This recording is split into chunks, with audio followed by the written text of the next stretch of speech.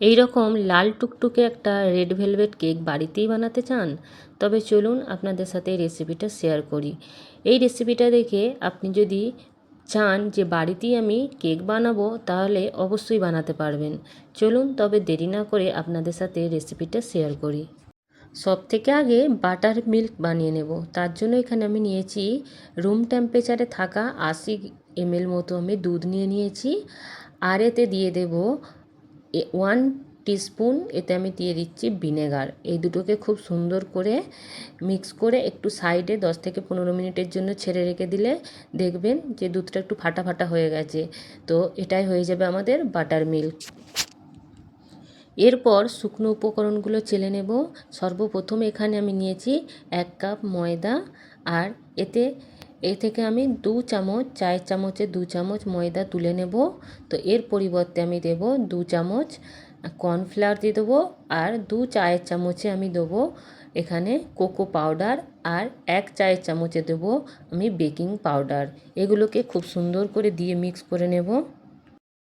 খুব সুন্দরভাবে মিক্স করে নিয়ে চেলে নিতে হবে। চেলে নেওয়াটা খুবই জরুরি, না চাললে ভালোভাবে আমাদের কেক ভালো হবে না। তো তার জন্য এখানে খুব সুন্দরভাবে চেলে আবার মিক্সও করে নিতে হবে।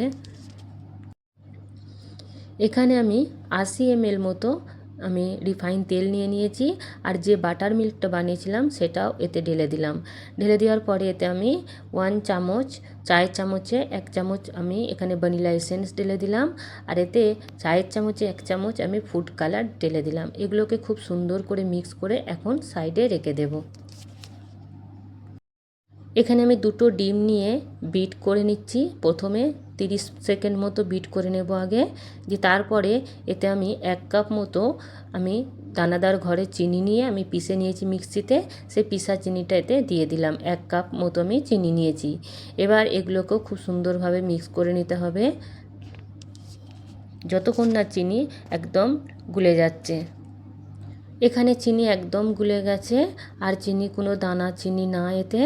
তো এই স্টেজে আমরা যে লিকুইডটা বানিয়ে রেখেছিলাম সেটা দিয়ে আরও কিছুক্ষণ বিট করে নেব।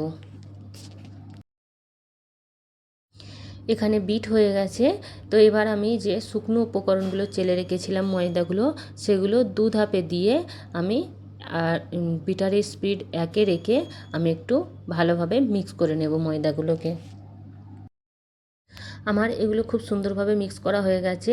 এবার এই পর্যায়ে আমি এখানে হাফ টিস্পুন, চায়ের চামচে হাফ চামচ এখানে আমি বেকিং সোডা দিয়ে দিলাম, আর এর ওপরে হাফ চামচের একটু কম ভিনেগার দিয়ে দেব, দিয়ে আরও ভালোভাবে মিক্স করে নেব। এখানে তাড়াতাড়ি মিক্স করতে হবে, বেশি লেট করলে চলবে না। এবার এখানে আমি 8 ইঞ্চের একটা মোল্ড নিয়ে নিয়েছি, রাউন্ড মোল্ড। এতে ব্যাটারটা ঢেলে নেব, দিয়ে 160 ডিগ্রি সেলসিয়াসে 40 মিনিটের জন্য আমি এটা বেক করে নেব। এখানে বেক হয়ে গেছে, দেখতেই পাচ্ছেন কত সুন্দর কালারটা এসেছে। এবার এটা আমি উপর থেকে একটু শক্ত, একটু হার্ড পাড়া হয়ে গেছে, এটা কেটে ফেলে দেব। দিয়ে এটা আমি 2টো লেয়ারে ভাগ করে নেব, কেটে নেব। এই দেখুন কত সুন্দর লাগছে, একদম টুকটুকে লাল কালার, আর দেখতে কত সুন্দর লাগছে। এবার আমি 2টো লেয়ারে এটা কেটে নিচ্ছি। যদি আপনাদের ভিডিওটা ভালো লেগে থাকে তাহলে লাইক, কমেন্ট, শেয়ার আর সাবস্ক্রাইব করতে মোটেও ভুলবেন না।